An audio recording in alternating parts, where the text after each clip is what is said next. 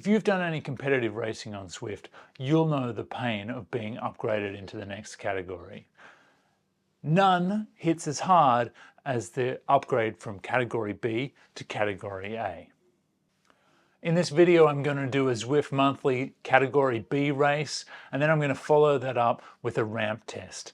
You're going to see what is quite a competitive Category B race, the impact that that's going to have on my categorization, and then the impact of doing a ramp test. Now, if I had to say which category in Zwift I was, I would probably say that I'm a Category B rider. The ranges for Category B pretty much complement my ability as a rider, but I do have the ability to exceed the thresholds of B. So technically, I'm a Category A rider. The problem with Category B is most of the top riders in Category B, they also have the ability to exceed the boundaries of a Category B rider. Really, technically, most of those top riders in Category B should be in Category A.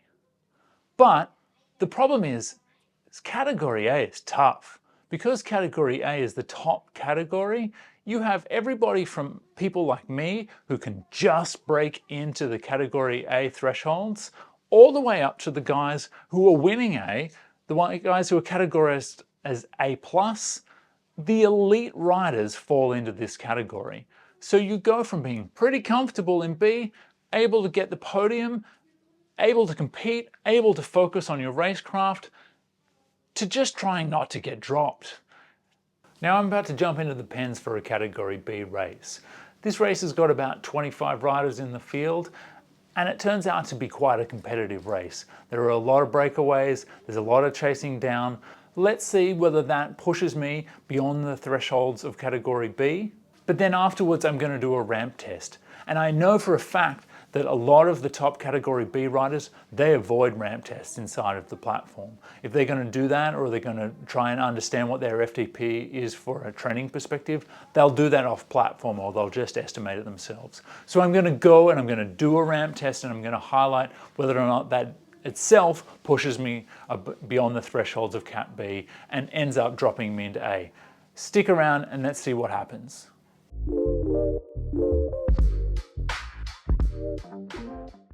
Onto the race. So this is stage 1 of the new monthly racing series called Sea Breeze.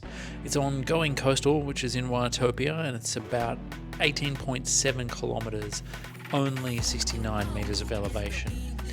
In this particular race, we had 28 riders, and it was around about a 5 p.m. start in Sydney time, which means we're likely going to see some European riders. This race was always going to be fast just based on its length and its lack of elevation. It was going to be less than 30 minutes, which arguably makes it impossible to exceed the FTP threshold, but the 20-minute power for this was definitely going to be pushing up into that threshold. This one didn't disappoint and turned out to be quite spicy from the get-go. The first attack came only 5 minutes into this race and set the tone for what it was going to be like from here on out. A strong desire to get up the road, and a peloton that was not going to do the work to chase them down. I was either going to have to be a part of these attacks, or I was going to have to be chasing them down. Only a few minutes later and we had another attack. It seemed as if there were probably 6 to 10 riders in this race who were all ready and willing to be making an attack and trying to get a break going on this race. Coming into this race, my form was pretty good. I've just finished off an 8-week FTP building block and I'm feeling strong. I'm feeling okay with the idea of chasing down some of these breaks, but I'm beginning to worry that if this keeps up, I'm not going to be terribly well positioned for the sprint finish. We're over halfway in now and the attacks continue to fire. At this point in the race I'm starting to change my mentality. I'm more chasing down these breaks to be a part of them if they're going to go, rather than just bringing the group back together. With this particular one here, you can see that there is an appetite from the group to keep the peloton together, which is a positive sign. Fifth attack now. Although I'm feeling good, it is taking a bit of a toll. You can see from my power meter at the bottom that I'm spending a lot of time in Zone 4 and in Zone 5, which is fairly atypical for Category B. It means this race is pushing the category limits. As I respond to this attack, I see we immediately get a 2-second gap. This gives this breakaway the best chance of landing. By the time we bunch up, we've got 5 seconds on the group. If we're going to build on this gap, we're going to have to be riding well over the Category B FTP threshold of 4.3 watts per kilo. The 2 other riders in this break have both done their fair share of breaking away today, so we are all on the rails trying to get this done. It's only a matter of 2 minutes before a hungry peloton hunts us down. There are some pretty strong efforts from the front riders there to close the gap, upwards of 7 watts per kilo. That leaves us all back together, lining up for a bunch sprint. Given all the action in this one, I am anticipating an early move. I have an aero power up, but I am feeling pretty toasted. I am worried about if there are any riders in the bunch who've managed to sit on the wheel through all of the moves and breaks that have been going, and if they're going to have big legs for this sprint. The initial move comes with 500 meters to go. I jump out of the saddle to make sure I'm in the mix. 300 meters to go, I fire my power up and start to throw down watts. I'm in 5th and I'm hunting a spot on the podium. I don't think I've got what I need to be able to catch 1st and 2nd, but there's a good chance that I can get 4th and 3rd. I collect 4th, and maybe if there was 100 more meters in the race, I might have been able to get 3rd too. I finish in 4th with an average of 4.0 watts per kilo for the race, notably higher than most of the front pack. Although even with this extra effort in a Category B race, I'm still sitting comfortably within the thresholds of Category B. This feels like a major flaw in the way that the category grading is done inside of Zwift. Okay, so that's the example race complete. And at no point in that race was my position in Category B under threat.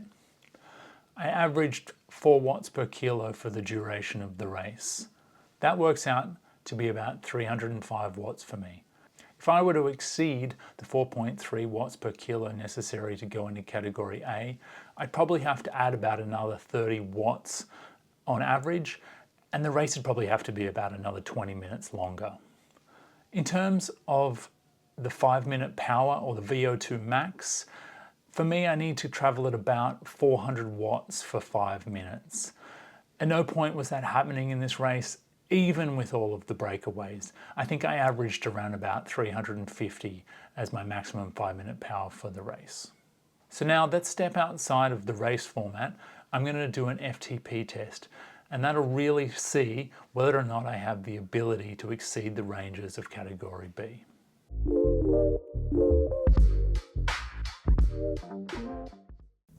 I'm pretty keen to do this FTP test. Firstly, for the obvious that I would like to illustrate the point with Category B. But also, this is the end of an 8-week structured program I've been doing with the goal of increasing my FTP. Getting my FTP up to 4.5 watts per kilo has been one of my goals for this year. If you'd like to learn some more about the goals that I set for myself this year, be sure to check out this video after this one. Zwift Racing is the exact reason why I have a goal of increasing my FTP this year. This video probably highlights that as a rider I sit right on the borderline between Category B and Category A. I've kind of accepted that I belong in A, and I'm really eager to get my FTP up to a level that's going to make me more competitive in that level. But it's hard to avoid the allure of Category B when so many riders with my power profile are still racing in Cat B. Anyone who's done an FTP test knows that it's all good until it is suddenly not all good. The 420-440 gate is about this point for me. If I'm going to achieve my goal of 4.5 watts per kilo, I'm going to have to get through the 460 watt gate. But for the purposes of this video, if I make it to the end of the 440 watt gate, I will exceed the Z-map, or the 5-minute power threshold for Category B, and I'll be packing my bags back to Category A. At this stage, the signs of fatigue are obvious. I've got about 30 seconds to go until the next gate. My heart rate's at 193 beats per minute, which is high even for me. A good sign for my training is that my cardio is not expiring. It's actually my legs that are burning and the lactic acid buildup that is inhibiting me from pushing harder. At this point, I'm starting to wonder whether or not an FTP test was a good idea after such a spicy race the day before. But here we are. I would have loved to have pushed on and been able to get my goal, but I just didn't have it in my legs. I'm toast. 3:34 is the result from this FTP test, which comes out at right on 4.3 watts per kilo. Okay, the results of that FTP test. Zwift is scoring me with an FTP of 335, but this is not a ZFTP. I'm not actually sure if you're able to increase your ZFTP from doing a ramp test. If we're going to assume that that FTP is my ZFTP, it would place me right on the border at 4.3 watts per kilo. So technically it would bleed me over into A. Where it really got me was the 5-minute power. From the gate of about 360, so 360, 380, 400, 420, 440, these all add up together to make that average 400 watts. And that exceeds the 5.1 watts per kilo necessary to go into category A. This is where they got me.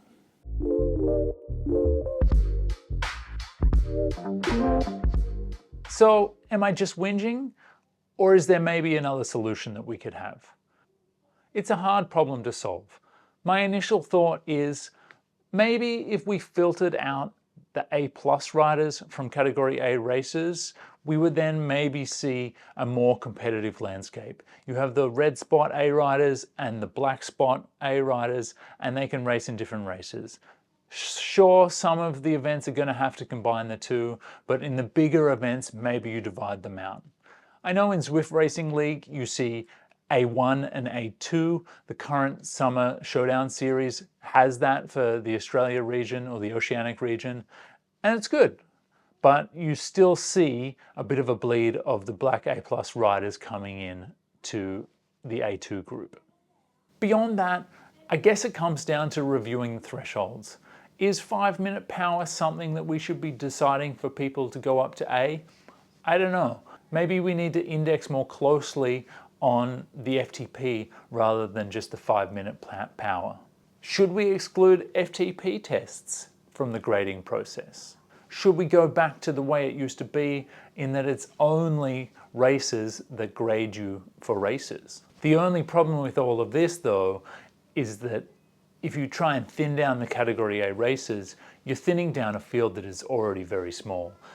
In the casual Cat A races, there's not enough participants as there is today. So if you split out the red A's and the black A's, you're not going to have enough riders in those races. Although, with that said, if you are pushing more people up from category B, then you're going to have more people in Cat A races. Maybe just taking a harder line on what boots you out of category B is the answer to fixing category B.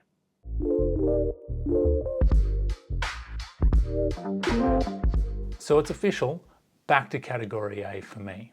Arguably, you would say, this is where I belong. But I think that it illustrates the point that there are probably a lot of racers out there who are hiding in category B. They have the capability of riding beyond the thresholds of category B, but they're never doing the testing that would push them up into that level. Is this right? Is this the way that it should be? Should you be able to hide in category B with map and FTP numbers greater than the thresholds of the category? I'm really keen to hear what people think on this one. Do you think it's fair to have riders beyond the capability of the category riding around you? Do you feel unfairly done by when you get pushed up into A? Is there a possibility of some kind of intermediate category in between B and A? Maybe an A-, or maybe even just a competition category that excludes the A+ riders? I'd love to hear your thoughts. Other than that, folks, until next time, see ya!